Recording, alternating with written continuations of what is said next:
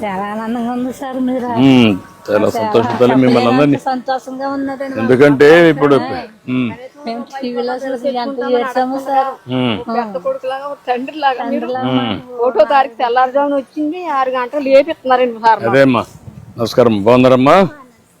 నమస్తే అమ్మా. అది కూడా కాదమ్మా, ఇప్పుడు ఇక్కడ ఉంటే కూడా ఇక్కడికి కూడా వచ్చాం.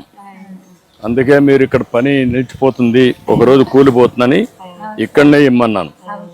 మీకు పింఛన్ ఎక్కడ ఇస్తున్నా కూడా తెలుసుకుంటున్నా. ఇంటి దగ్గర ఇస్తున్నారా, ఇక్కడ ఇస్తున్నారా, ఎక్కడ ఇస్తున్నారో ఒకసారి. ఈ రోజు 31 అమ్మా, రేపు 1.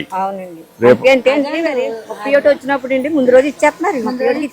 అదే అందుకని మీకు కష్టం ఉండకూడదని ఒకవేళ సెలవు ఉంటే ముందు రోజు ఇచ్చేస్తున్నారు.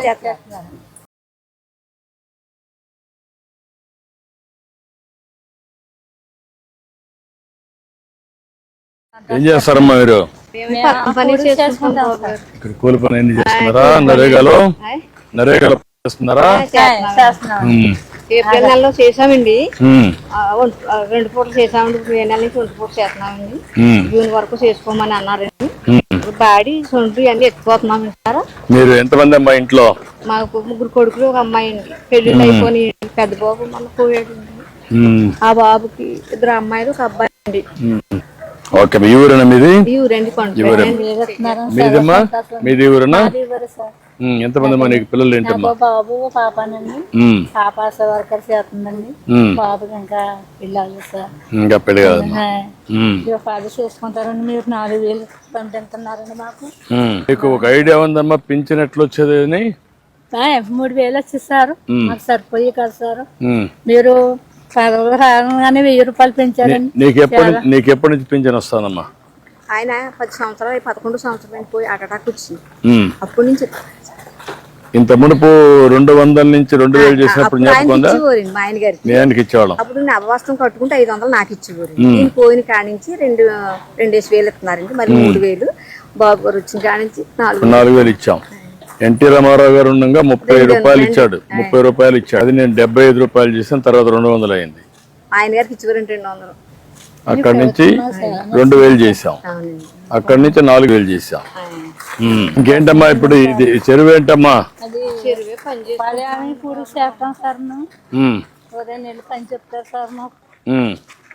ఎంత 2 నెలలే ఉంటుందా?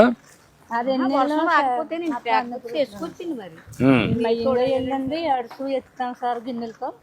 పైన పోస్తాం సార్. చుట్టుపక్కల వేస్తున్నారా? చుట్టుపక్కల చేసేస్తాం సార్. మయ్యంగా నుంచునండి అదే కచ్చాలు పోసుకున్నాం సార్. అక్కడ నుంచుని గిన్నెలతో ఇలాగ ఎత్తిపోసేస్తాం సార్. ఎంతమంది పని చేస్తున్నారమ్మా ఇక్కడ? 100 గ్రూపులు చెప్పిన 150 మంది పని చేస్తున్నారమ్మా. ఈ ఊరేనా? నేతాజీ నగరం, బొమ్మరాకిప్ప, మా పండుపేట. 3 గ్రూపులు పనిచేస్తున్నాయి.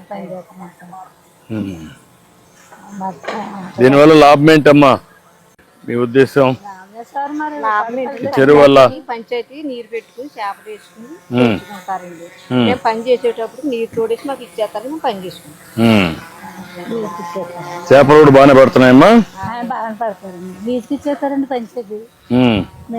ఏప్రిల్ నెల వచ్చినప్పుడు కొంచెం ఇలా ఆరబెట్టేస్తారు సార్. ఈ ఉపాధి మాకు కలిసి.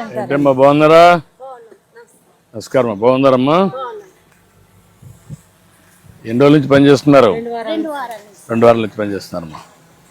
ఓకే అమ్మా, గుడ్. అది అందుకని వాళ్ళకు ఇబ్బంది లేకుండా. ఏమ్మా బాగున్నారా? Thank you. చాలా సంతోషమ్మా. బాగా నీకేంటమ్మా? ఏం కిరాణా కొట్టు పెట్టుకుంటావా? అంటే నీకు కావాల్సిన గేదెలు, నీకు కావాల్సిన కిరాణా కొట్టు కావాలా?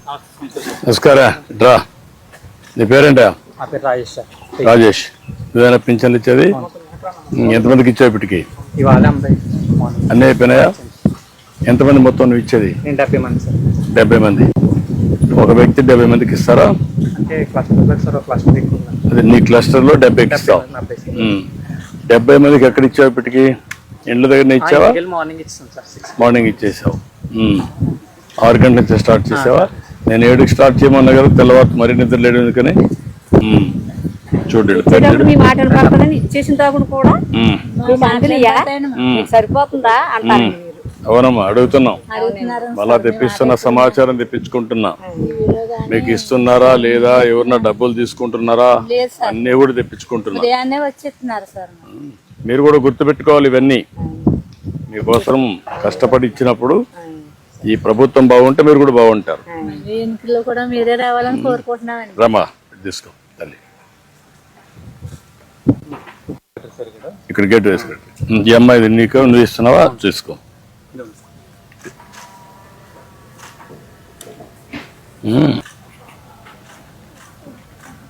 ఏంటా మీరిద్దరు ఇక్కడ ఉన్నారా? నేను సుబ్బరాజు సుబ్బరాజు తెలిసిన ఒక ఐడియా ఉంది. చేశాను బాబాయ్ గారి టైం కాడి నుంచి 40 ఏళ్ళ నుంచి పార్టీ ప్రెసిడెంట్. తెలిసిన ఒక ఐడియా ఉంది, అన్ని తెలుసు. నిన్న ఐడియా ఉంది. నువ్వమ్మా? Booth incharge. నువ్వు బూత్ ఇన్ఛార్జ్. ఇట్రా ఈ పక్కన. వీళ్ళు మీకు టచ్ లో ఉన్నారమ్మా? మీ ఊరన్నా? ఇవ్వరండి.